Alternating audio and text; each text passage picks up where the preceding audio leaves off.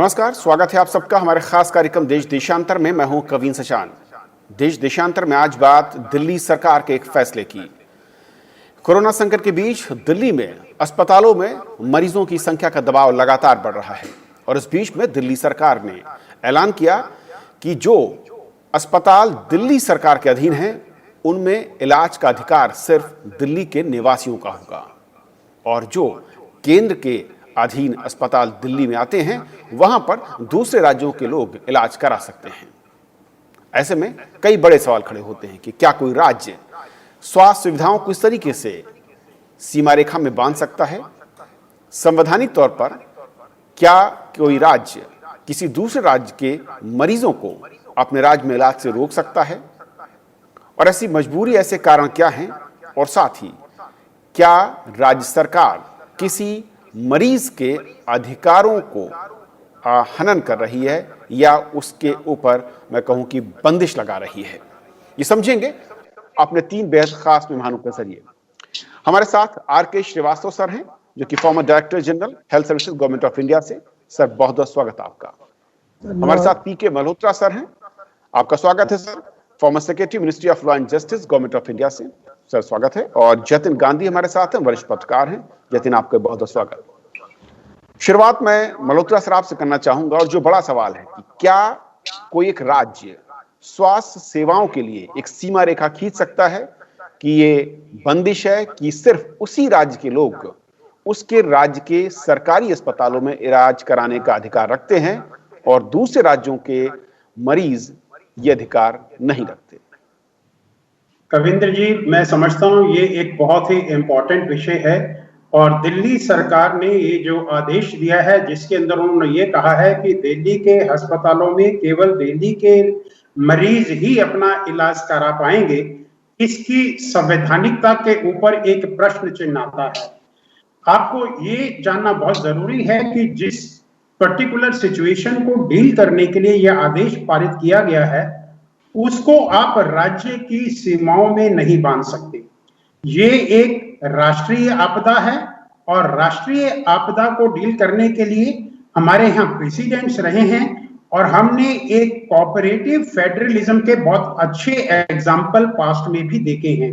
लेकिन कोरोना को डील करने के लिए संभव मैंने देखा है बाकी कुछ स्टेट्स ने भी इस तरह के पहले आदेश किए या कार्य किए जिसमें उन्होंने स्टेट की बाउंड्री को बांध दिया और लोगों के मूवमेंट को भी रिस्ट्रिक्ट किया। क्या वो उचित था, वो भी क्वेश्चन मार्क है। और क्या हॉस्पिटल्स में अपने हॉस्पिटल्स में एडमिशन नहीं देना, ये भी एक बहुत बड़ा प्रश्न हमारे लिए खड़ा करता है और एक संवैधानिक प्रश्न करता है।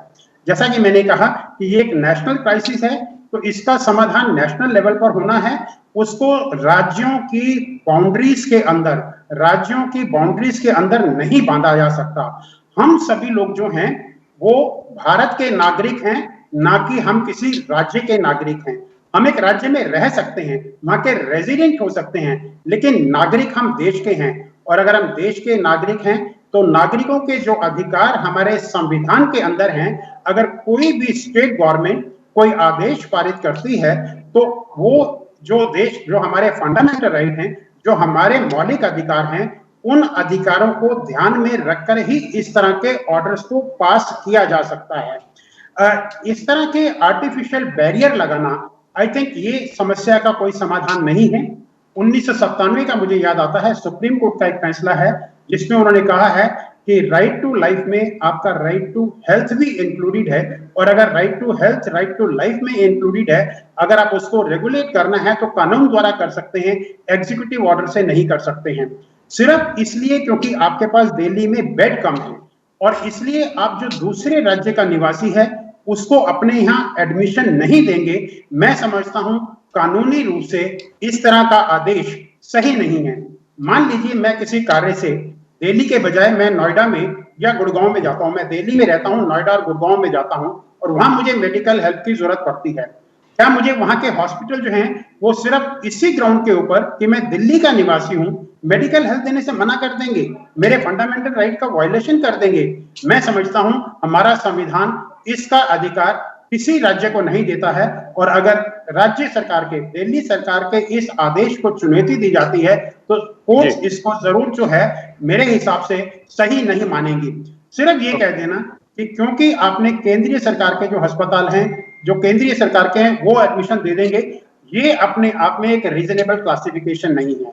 मेडिकल हेल्थ हमारा एक फंडामेंटल राइट है और जो भी मेडिकल सुविधाएं हैं, मैं नागरिक होने के नाते, नागरिक की बात छोड़िए, मैं कहता हूं एक विदेशी है, अगर मान लीजिए आज की तारीख में कोई विदेशी आदमी दिल्ली में ट्रीटमेंट लेना चाहता है तो जो सरकार ने ऑर्डर पारित किया है उसके हिसाब से तो एक विदेशी नागरिक को भी दिल्ली में ट्रीटमेंट नहीं मिलेगा कोरोना के लिए।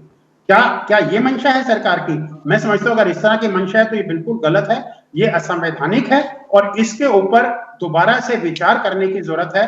सिर्फ क्योंकि आप उसके लिए प्रॉपर अरेंजमेंट नहीं कर पाए हैं, ये अपने आप में एक ग्राउंड नहीं हो सकता इसके लिए कि जो दूसरे राज्य के नागरिक हैं उनको आप अपने यहाँ पर, अपने राज्य के अंदर जो है इलाज की सुविधा जो है, ट्रीटमेंट की सुविधा जो है वो प्रोवाइड नहीं करेंगे। ओके श्रीवास्तव सर, क्योंकि अगर हेल्थ सेक्टर को देखें और दिल्ली में क्या दबाव अस्पतालों पर काफी ज्यादा है और दिल्ली सरकार का यह तर्क कि उसने हेल्थ पर काफी काम किया है और ऐसे में जो पहला अधिकार है वो दिल्ली के निवासियों का बनता है, और क्योंकि एनसीआर रीजन होने के चलते, स्वास्थ्य सेवाएं बेहतर होने के चलते दिल्ली में जो दूसरी सीमा के लोग हैं, राज्यों के लोग हैं, वो इलाज के लिए पहुंच रहे हैं और दिल्ली के लोगों को इलाज मिलने में दिक्कत है।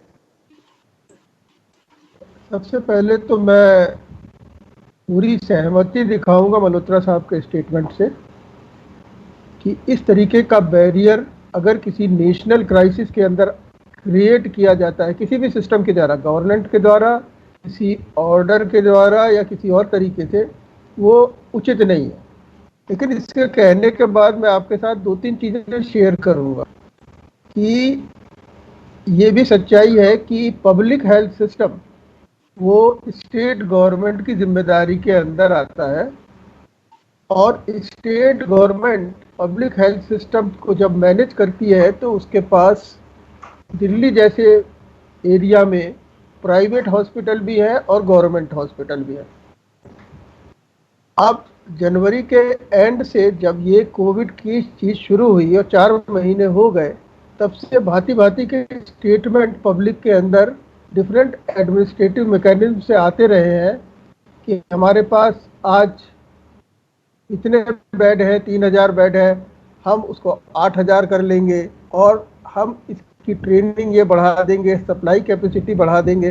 कहीं ना कहीं रफ्तार जो केसेस के बढ़ने की है वो सरकार की रिस्पांस कैपेसिटी के बियॉन्ड चली जाती है और उसका नतीजा ये होता है कि इसी स्टेट का पब्लिक हेल्थ सिस्टम ओवरवेल्म होने लगता है, बिखरने लगता है, टूटने लगता है। उसके पास कैपेसिटी नहीं होती मरीज को अटेंड करने की, मरीज को भर्ती करने की, मरीज की लाइफ सेव करने की। तो शायद इस प्रकार के जो ऑर्डर आ रहे हैं ये एक तरीके का इंडिकेशन है, एक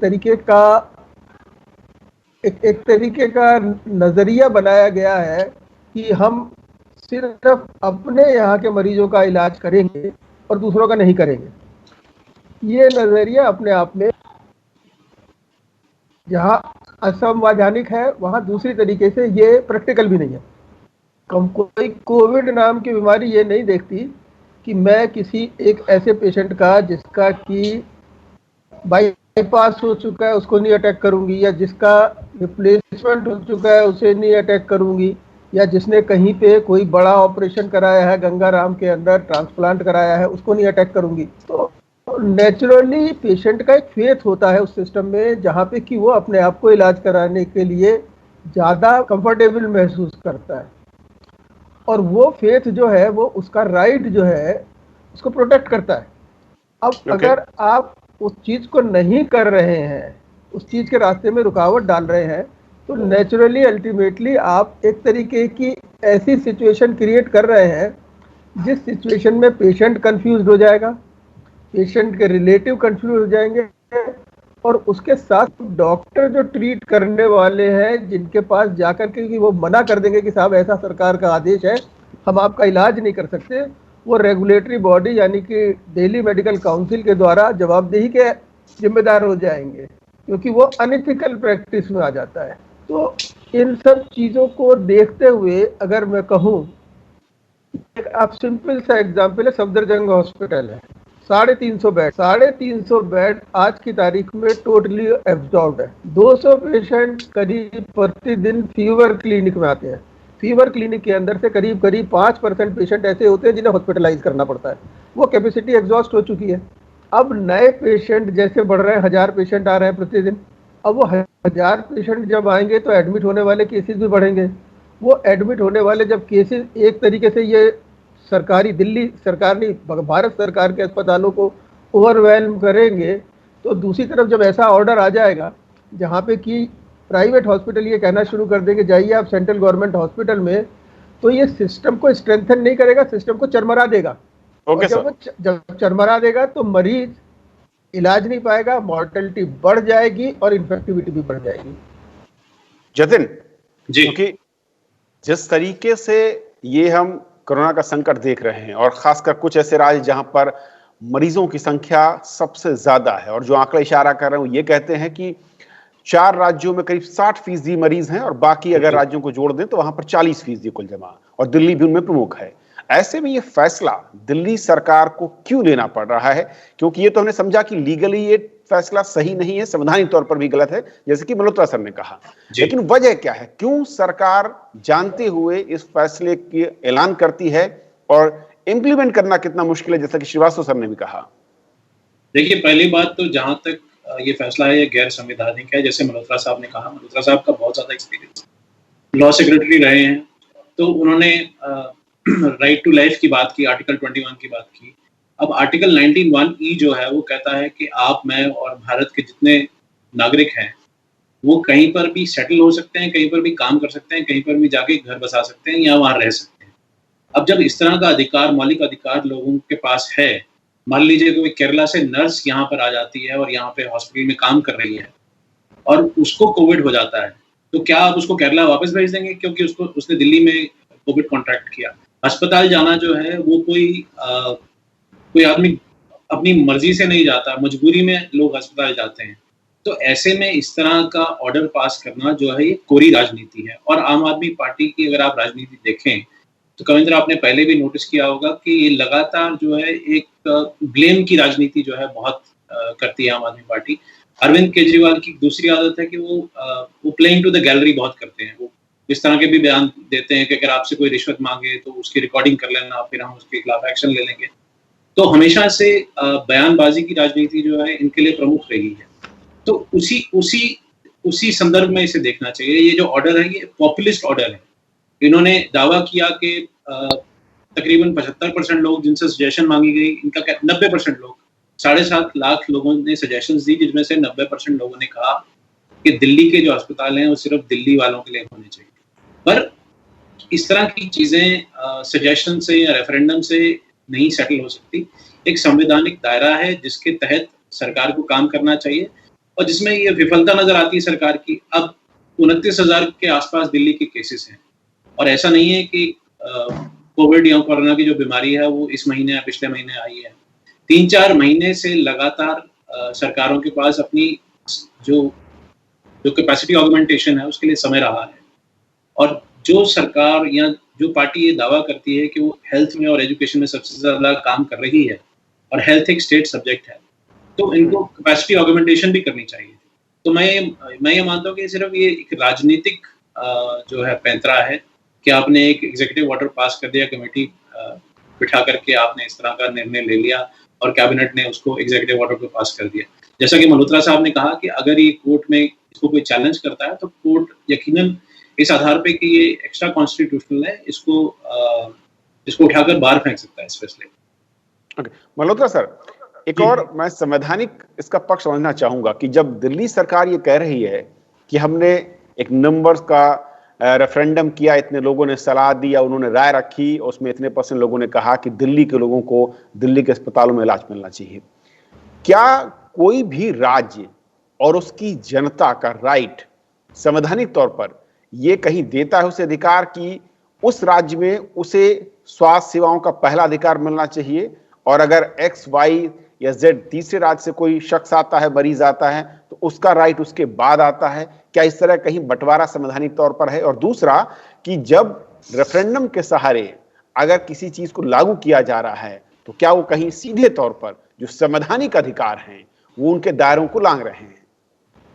कविंद्र जी, आपने बहुत ही महत्वपूर्ण विषय को उठाया है और आपके इस चैनल के माध्यम से मैं ये कहना चाहूंगा और पूरी अथॉरिटी के साथ कहना चाहूंगा कि सरकारें बहुमत से बनती हैं, लेकिन सरकार बन जाने के बाद जब सरकार को डिसीजन लेने होते हैं तो जो संविधान के प्रावधान हैं उनको संविधान के प्रावधान के हिसाब से डिसीजन लेने होते हैं, ना कि किसी रेफरेंडम के माध्यम से लेने होते हैं। रेफरेंडम में कल मान लीजिए आज मान लीजिए कोई पार्टी, पॉलिटिकल पार्टी के रेफरेंडम करा के कहती है कि जो प्रेजेंट सरकार है उसने अपना बहुमत खो दिया और दूसरी सरकार आनी चाहिए, क्या आप ऐसे रेफरेंडम को मानेंगे? बिल्कुल नहीं मानेंगे, क्योंकि संविधान के अंदर सरकार को बदलने के लिए भी एक प्रक्रिया है। हेल्थ डेफिनेटली एक स्टेट सब्जेक्ट है, उसके ऊपर स्टेट, राज्य अपने अपने कानून बना सकते हैं, क्योंकि वो लिस्ट 2 जो है 7th शेड्यूल का, संविधान का 7th शेड्यूल उसके लिस्ट 2 में आता है, तो उसके ऊपर अधिकार है सरकार को, स्टेट गवर्नमेंट को कानून बनाने का। लेकिन जो भी वो कानून बनाएगी वो कानून संविधान के दायरे के अंदर बनना चाहिए और मौलिक अधिकारों का हनन उसके अंदर नहीं हो सकता है।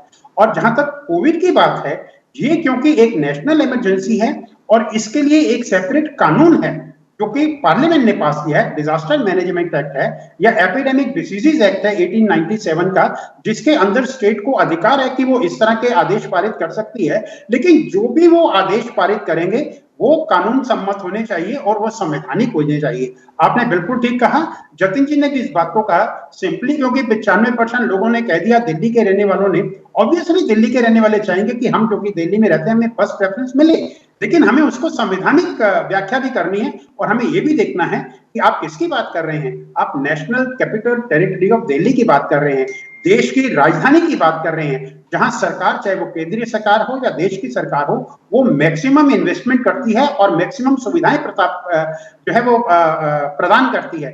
उन सुविधाओं का अधिकार आप केवल स्टेट की बाउंड्री में बांध के नहीं रख सकते, वो देश के हर एक सिटीजन के लिए अवेलेबल है, उसको आप रेगुलेट कर सकते हैं। रेगुलेट करने की कोई मनाही नहीं है, लेकिन आप उसको प्रतिबंधित नहीं कर सकते, प्रोहिबिट नहीं कर सकते। और जो रेगुलेशन भी होगा वो रेगुलेशन भी है, वो एक अगर रीजनेबल रिस्ट्रिक्शन होगी तभी संवैधानिक तौर पर उसको कोर्ट जो है अपहोल्ड करेंगी। अगर वो संवैधानिक तौर पर एक रीजनेबल रिस्ट्रिक्शन के बीच में नहीं आता है तो सरकार उसको अपहोल्ड नहीं करेगी। इसी तरह मान लीजिए गुड़गांव से, फरीदाबाद से, मान लीजिए फरीदाबाद के भी सारे हॉस्पिटल फुल हैं, आपके पास दिल्ली हॉस्पिटल, दिल्ली गवर्नमेंट के हॉस्पिटल हैं जहां आज के आप कोरोना बेड को लेकर के आपके पास बेड खाली पड़े हुए हैं और पेशेंट आ जाता है, जैसा कि डॉक्टर श्रीवास्तव ने भी कहा, मान लीजिए वो पेशेंट आ जाता है और डॉक्टर कहता है नहीं सर, क्योंकि सरकार का आदेश है, आपको केंद्रीय सरकार के जो हॉस्पिटल है वहां जाना है, ये स्टेट गवर्नमेंट का हॉस्पिटल है या प्राइवेट हॉस्पिटल है, यहाँ मैं आपको एडमिशन नहीं दूंगा। आप उसके मौलिक अधिकार का भी हनन कर रहे हैं और जो प्रोफेशनल एथिक्स है उसका भी हनन कर रहे हैं। इस तरह के जो कानून है, इस तरह का जो आदेश है, उसको किसी भी मायने में सही नहीं ठहराया जा सकता है। और मैं समझता हूं यस, प्रेफरेंस की बात है वो अलग बात है, लेकिन प्रेफरेंस भी जो आप देंगे वो as per laid down norms देंगे, as per laid down law देंगे, ना कि अपने विम्स एंड फैंसी पर। सिंपली 10 में से 9 लोगों ने कह दिया कि इस तरह का आप आदेश पारित कर दीजिए, तो आप उस आदेश को पारित कर देंगे, चाहे वो कानून के सम्मत ना भी हो, चाहे वो संविधान सम्मत ना भी हो। इस तरह की सिचुएशन को मैं समझता हूं कोई भी जुडिशरी भी नहीं एक्सेप्ट करेगी और लेजिस्लेचर भी नहीं एक्सेप्ट करेगी। मल्होत्रा सर, एक और जो संवैधानिक मेरा सवाल था कि क्या दिल्ली या किसी भी एक्स राज्य के नागरिक का अधिकार संवैधानिक तौर पर यह कहता है, उसे देता है संविधान कि उसे प्रेफरेंस मिले उस राज्य की सेवाओं में, स्वास्थ्य सेवाओं की बात करें या उस राज्य के रिसोर्सेस पर, और दूसरे राज्य से पहले उसे वरीयता मिले?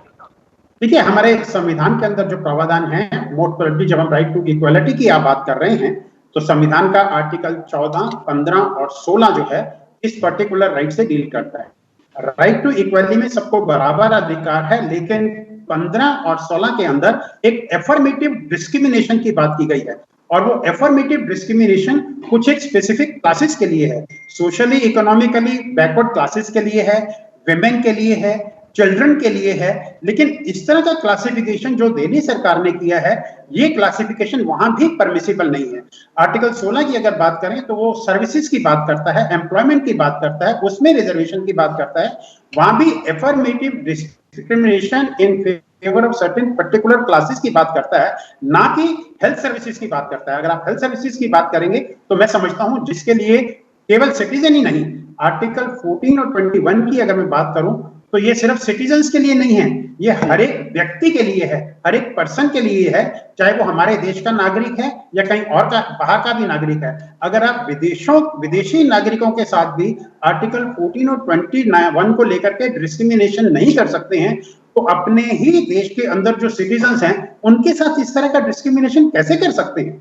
सिंपली क्योंकि आपके यहाँ कम बेड हैं और आप दिल्ली वालों को प्रेफरेंस देंगे, ये अपने आप में एक ग्राउंड नहीं है। आप उसकी व्यवस्था करिए। डिजास्टर मैनेजमेंट एक्ट जो है वो भी आपके ऊपर ये ड्यूटी कास्ट करता है कि अगर कोई किसी डिजास्टर से लोग अफेक्टेड हैं तो स्टेट उसके लिए उसका पूरे इंतजाम करेगी। इंतजाम में समय लग सकता है, टाइम लग सकता है और पूरी सुविधाएं देने में भी समय लग सकता है क्योंकि फाइनेंशियल क्रंच हो सकता है, लेकिन ये अपने आप में ग्राउंड नहीं है कि आप दूसरे मरीजों को जो आपके राज्य को बिलोंग नहीं करते हैं, आपकी स्टेट को बिलोंग नहीं करते हैं, उनको आप बाहर भेज देंगे और उनका ट्रीटमेंट नहीं करेंगे। बिल्कुल। श्रीवास्तव सर, क्या हॉस्पिटल, मैं सरकारी अस्पतालों की बात कर रहा हूं जो कि दिल्ली सरकार के अधीन आते हैं, क्या इस तरह के किसी भी सरकार के ऑर्डर को या दिल्ली सरकार के ऑर्डर को मानने के लिए वो बाध्य हैं? उनके पास विकल्प क्या है? कि दिल्ली सरकार के अंतर्गत काम करने वाले जितने भी अस्पताल और अस्पताल के कर्मचारी हैं, उनके लिए एक एग्जीक्यूटिव ऑर्डर सरकार के द्वारा इशू करा हुआ एक ऐसा दस्तावेज होता है जिसका अगर वो पालन नहीं करेंगे तो वो सजा के भागीदार हैं। यस। सजा का भागीदार अस्पताल प्रशासन कम और ट्रीट करने वाला डॉक्टर ज़्यादा होता है, और वो सिर्फ उस ऑर्डर का उल्लंघन का दंड नहीं पाता है, वो मेडिकल काउंसिल का जो रेगुलेटरी सिस्टम है उसके तहत भी दंड पाता है अनएथिकल प्रैक्टिस करने के लिए। क्योंकि किसी डॉक्टर को ये अधिकार नहीं है कि किसी पेशेंट को अगर उसको ऑक्सीजन की ज़रूरत है, उसको लाइफ सपोर्ट सिस्टम की ज़रूरत है, उसको सिर्फ ये कह के वापस भेज दे कि साहब आपका इलाज हमारे यहाँ नहीं हो सकता और हमारे पास ये सरकारी दस्तावेज है। तो इन दोनों चीज़ों को अगर आप देखते हैं तो किसी प्रकार से आपको ये मतलब जो और लोगों ने कहा उन सबको मिला करके एक चीज़ ये समझ आ रही है कि ये एक तरीके का एक ऐसा ऑर्डर है जिसके जरिए मरीजों का भला कम होगा, किसी और का भला हो या ना हो, लेकिन मरीजों का भला कम होगा। अब इसके लिए कुछ भी प्रीटेक्स्ट लिया जा रहा हो, कुछ भी रेफरेंडम किया जा रहा हो, वो अलग चीज़ है, लेकिन इसका जो सिंपलेस्ट सॉल्यूशन है वो सॉल्यूशन ये है कि आज आपका गवर्नमेंट सिस्टम, दिल्ली सरकार का गवर्नमेंट सिस्टम और मैं कहता हूँ भारत सरकार का दिल्ली में करने वाला गवर्नमेंट सिस्टम जो है, वो दोनों ओवरवेल्म हो रहे हैं। जिस रेट से केस बढ़ रहे हैं उस रेट से आप ये देखिएगा कि 10 दिन के अंदर सरकारी सिस्टम के अंदर भी क्रैकडाउन शुरू हो जाएगा। आप समझते हैं कि एक सरकारी सिस्टम में जो डॉक्टर होता है, जो टीम होती है, उसको 14 दिन की ड्यूटी के बाद 5 दिन का क्वारंटीन करना पड़ता है जी। उसके अंदर कम से कम अगर 40 लोग जाते हैं क्वारंटीन शिफ्ट के अंदर, उसमें 2-3 आदमी कोविड से अफेक्टेड हो जाते हैं, तो आपकी डिप्लीटिंग रिस्पॉन्स कैपेसिटी हो रही है। और साथ में आप कैपेसिटी प्राइवेट हॉस्पिटल की बिल्टअप भी नहीं कर पा रहे हैं, क्योंकि प्राइवेट हॉस्पिटल में कन्फ्यूज़न है। कन्फ्यूज़न किस चीज़ का है? मैं इमरजेंसी में कर दूं और अगर बाई चांस इसे कुछ हो जाए, स्टेबलाइज हो जाए, उसके बाद रास्ते में जाते वक्त मैं ट्रांसपोर्ट कर दूं गवर्नमेंट हॉस्पिटल में, मर जाए तो मैं कितनी जिम्मेदार उठाऊंगा। दूसरा सबसे बड़ा मुद्दा जो जिसके बारे में चर्चा नहीं हो रही, प्राइवेट हॉस्पिटल कोई चैरिटी नहीं चलाता, कॉस्ट लगाता है, रिकवरी चाहता है, कम से कम ब्रेक इवन तो रहे। 100 रुपये लगाए तो 100 रुपये तो वापस है।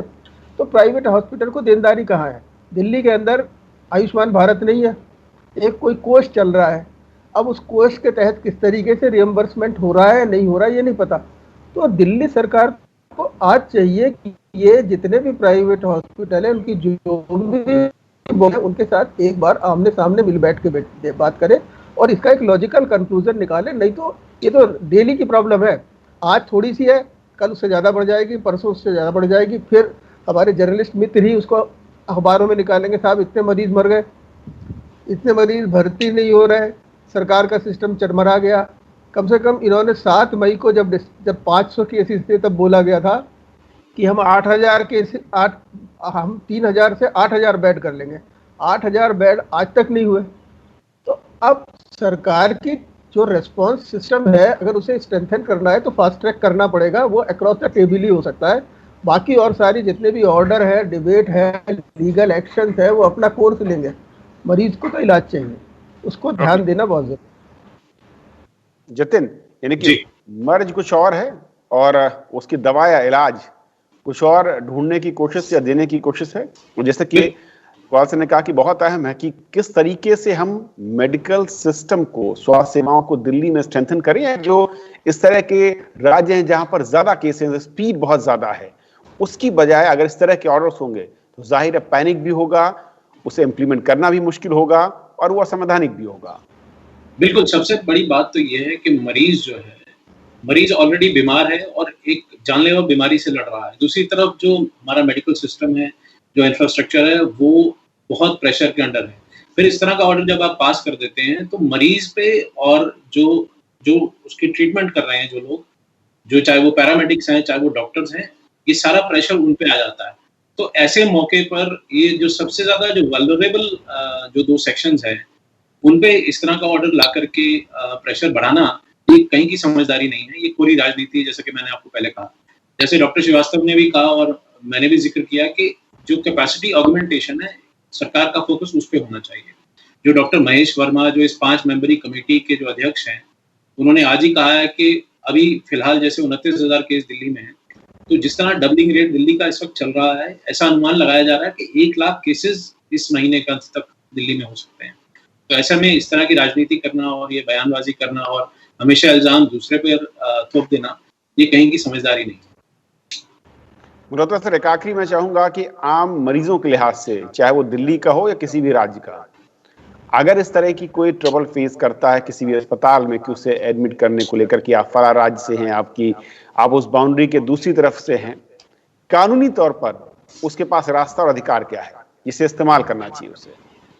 रविंद्र जी, कानून की व्यवस्था हम अपने देश में बहुत अच्छी तरह से जानते हैं। जिस तरह से न्यायालयों में डिले होती है और कोरोना की वजह से कोर्ट्स जो है वो रेगुलरली फंक्शन भी नहीं कर रही हैं, तो शायद उसके लिए अगर वो लीगल रास्ता अडॉप्ट करेंगे तो उसमें समय बहुत लग जाएगा।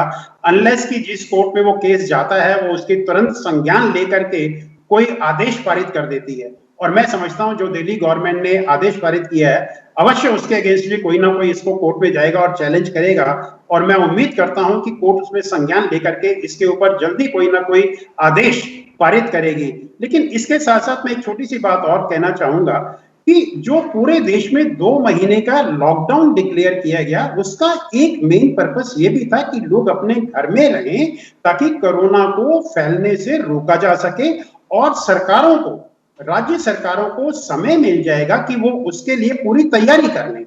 क्या हमारी राज्य सरकारों ने जो 2 महीने का उनको समय मिला पूरी तैयारी करने का, उस तरह की उन्होंने तैयारियां की? मैं समझता हूं ये एक विषय ऐसा है जिसका प्रॉपर ऑडिट होना चाहिए, और बहुत सारी सरकारों ने जिस सिंसियरिटी के साथ, जिस तरह सीरियसली इस इशू को लेना चाहिए था, उसको नहीं लिया। तो उसकी वजह से हुआ क्या कि दिल्ली जैसे शहर, बॉम्बे जैसे शहर, जहां मेडिकल फैसिलिटीज बहुत दूसरे राज्यों के कंपैरिजन में बेहतर हैं, वहां प्रेशर भी बढ़ गया और दूसरे लोगों से, राज्यों से लोग आए भी। लेकिन ये अपने आप में समाधान नहीं है। मेडिकल सिस्टम को स्ट्रेंथन करने की जरूरत है, इसमें कोई 2 राय नहीं हो सकती है। स्टेट्स को चाहिए कि इसमें एक दूसरे के साथ कोऑर्डिनेशन के साथ, कोऑपरेशन के साथ करें, और उसको राज्यों की सीमाओं में ना बांध करके एक राष्ट्रीय आपदा को राष्ट्रीय आपदा की तरह डील करें, और उसका जो समाधान है, आपको बेड्स बढ़ाने हैं, डॉक्टर्स की जरूरत है, पैरामेडिकल की जरूरत है, इक्विपमेंट की जरूरत है, मेडिसिन की जरूरत है, उसकी प्रॉपर व्यवस्था करें, ना कि एक दूसरे की बाउंड्री में बांधकर उसका कोई सलूशन ढूंढें, क्योंकि वो सलूशन नहीं है। और मुझे पूरी उम्मीद है कि अगर ये ऑर्डर कोर्ट के सामने जाएगा तो प्रोबेबली उसमें कोई ना कोई आदेश कोर्ट की तरफ से ऐसा जरूर पारित होगा जिससे मरीजों को जरूर रिलीफ मिलेगी। चलिए, बहुत बहुत शुक्रिया आप तीनों मेहमानों का हमारे साथ इस चर्चा में शामिल होने के लिए और दिल्ली सरकार के इस आदेश पर आपकी राय और संवैधानिक जो प्रावधान है उसे बताने के लिए। तो आज फिलहाल इतना ही। नमस्कार।